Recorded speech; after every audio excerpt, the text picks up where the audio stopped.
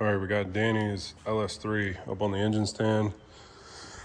We're gonna start breaking this thing apart. So most of the hard stuff's already done. Top end's off of it, obviously, because we were just gonna do that inside the car. And then cam bearings, everybody on the internet has their opinion about LS cam bearings. They all seem to look like this, and a lot of people just say, close your eyes, lube it up, shove it in, hope for the best. But I'm sure we could put a cam in here. It'd probably be fine, but yeah, he just decided that let's just put a refresh on it. This has got 200,000 miles on it, like 199 and some change, I believe. It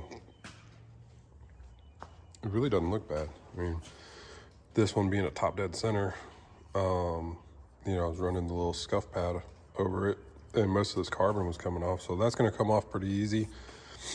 Like I said, he ordered all the stuff the other day, so it'll be here soon. We're just going to knock it apart and refresh it. So all new bearings, new seals, new rings, new cam bearings. I'm going to attempt to get these cam bearings in without messing them up like I did on that car, which not my fault, kind of, not my fault. The tool that said it was LS specific was not.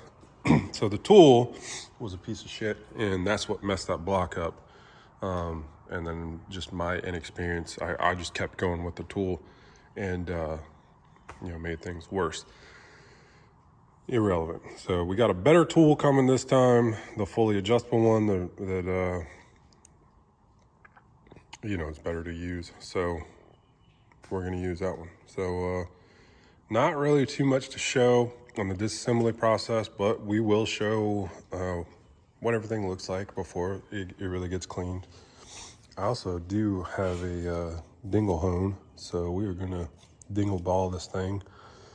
Throw a fresh hone at it. Not that, these cylinder walls do look pretty good for what it is, so no big deal. And we'll throw some dingle balls at it and get it sorted out and get everything cleaned up. He didn't say anything about painting it or nothing, so I guess we're just gonna leave it raw aluminum, or I guess I could call him and ask. We'll find out, but should be pretty straightforward. So we'll get this thing knocked apart real quick. Doesn't take very long, and go from there. All right, so we got it knocked apart.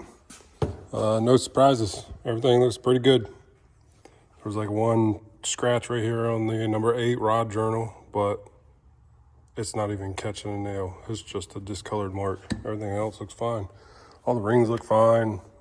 Skirts show some wear, but that's not a huge deal. Main bearings all look fine. Thrust bearing looks fine. So all things considered, for 199 plus thousand miles, the tops of the cam bearings don't look too bad, but you can catch a nail in them. Look way better than the bottoms. I don't know how that works.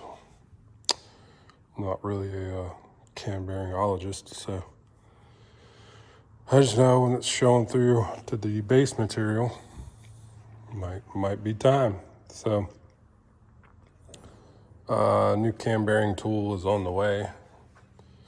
Well, I got a Lyle, $170 some Lyle Tools cam bearing tool. There was that one, like a performance tool, didn't have the best reviews, and then a comp cams one was like $360, and I was like, no.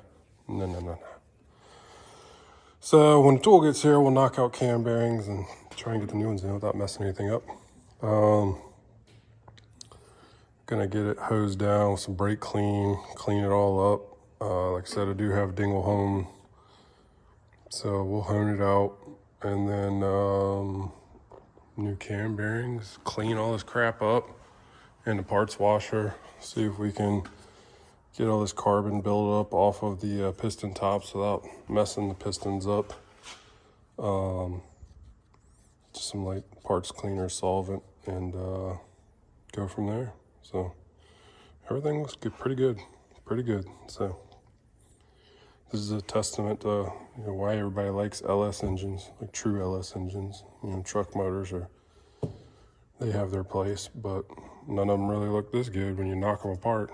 Whatever the difference between a truck engine and a true LS engine, I don't know. But this one's looking pretty good, especially for 200,000 miles. So I'm sure he'll be happy with it, and it'll be good for another couple of drift seasons. So guess that's it for now. Got the ball hone run through here, clean these cylinders up. So got some decent hatching put back in there. So it still needs to be cleaned, but I'm gonna wait when I get the cam bearings put in. She'll get another can of brake cleaner. Got a whole case, so I'll douse this bitch again with some more brake cleaner, make sure everything's good, and then that's loose, and then we'll get to assembly. So in the meantime, been messing around, changing these valve springs out. It's pretty straightforward. You do here, this tool, she's got some miles on her. Might want to look at getting another one, but this is from Bluegrass Performance. And it bolts in here, tighten it down, collapses both springs, get you a magnetic pin or a screwdriver, pull the keepers out, and then loosen it up. Springs will come out. You need to take the umbrella hats off, the umbrella seals. So these little pliers work good for that. Mop the oil up, and then you have to put these seats down. LS spring locator. Put these down, then your seals can go on, and then your springs, and then your new retainers, and then your new keepers. So it's not hard to do. This tool can be a little finicky. Sometimes it doesn't draw the springs down exactly square, so you'll have to mess with it a little bit, but whatever.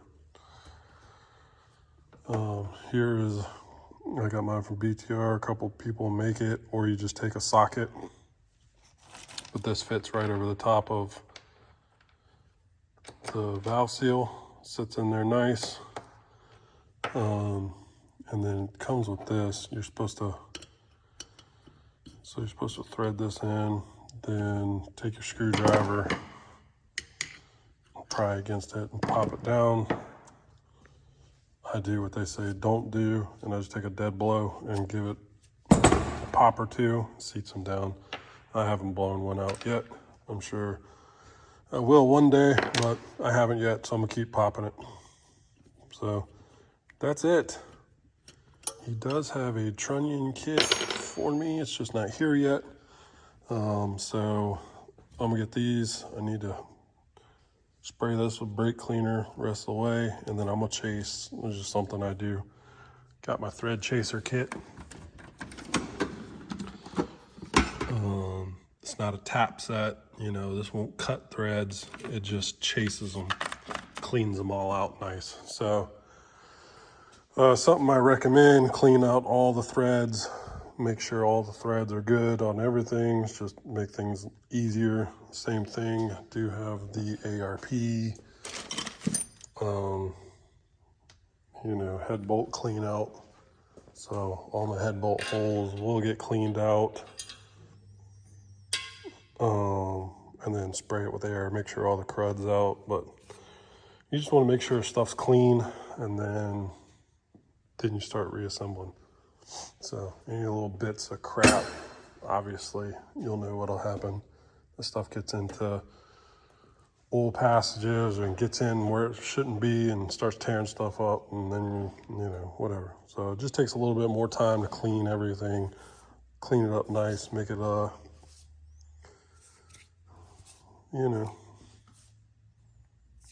make it worth putting back together, so you're not just ruining all the work you just did. Oh, I just choked on my spit. Obviously, it's a lot of work on a Corvette to get to most of this stuff, so You definitely don't want to go through this twice or pay somebody to do this twice. Well, I guess if you're paid somebody and then they dink up your threads and mess up your motor, they would have to pay to do this, but you get what I'm saying. If you're paying somebody to do this, or I mean, if you are doing this yourself, you don't want to go through this twice. Hell, I'm getting paid to do it, and I don't want to do it once, much less twice. So please, somebody bring me something that's not a Corvette. That's a joke. I'll work on Corvettes. But that's where we're at now. This little kit I just got from the auto parts store. You can probably get it offline, off Amazon for cheaper, but probably takes 20 minutes to do a head. So I'm gonna clean this one off, chase some threads. Well, I'll probably clean it off, set it down, do the other one. And then when I get done with that one, we'll clean both of them the rest of the way. But not much to it. And then, like I said, tomorrow I'll get my cam bearing, knock those two in real quick, and then she's going back together. So that's it for now. All right, so cam bearing installation is complete. That's AC Delco one. That's why it's that dark color. These are the Cleveite ones. That's why they're nice and bright, but they're all the same diameter. So it's just what I could get in short notice. So I've already kind of sprayed it with some brake cleaner once. Need to hit it again. Make sure I wipe up all this grime up off here, and then she's going back together. So, wasn't bad. That Lyle, that fully adjustable tool, which I've used before,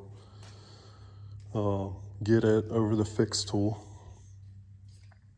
The only issue is the collet or whatever you need for this size bearing does not fit in here. So the solder one, you realistically want the block off like I had before, and then drop the collet and the bearing down in here, and then run the drive rod all the way through, and that way you can use the centering cone and pound it through this way, but it won't fit in there. So I don't know. I'm sure there's a workaround, or maybe use the smaller one and extend it out way big. I don't know, but it's really the only thing I ran into, other than, dinging this one up. And that's just because I didn't tighten the collet down all the way. I just kind of set it up there and gave it a little love tap, and the collet wasn't expanded enough to get over here on the edge. It got on the lip. Where's the camera? Got on the lip, and I'm sure as far out as this is, that could have been, smoothed out with a file and put back in, but whatever, man. I get it. I got the replacement bearing the next day. It cost me $53, but that's the price of doing business. So make sure your collet is tight. So next video is gonna be all going back together. Get our rings put on, get all this shit cleaned up, get it put in.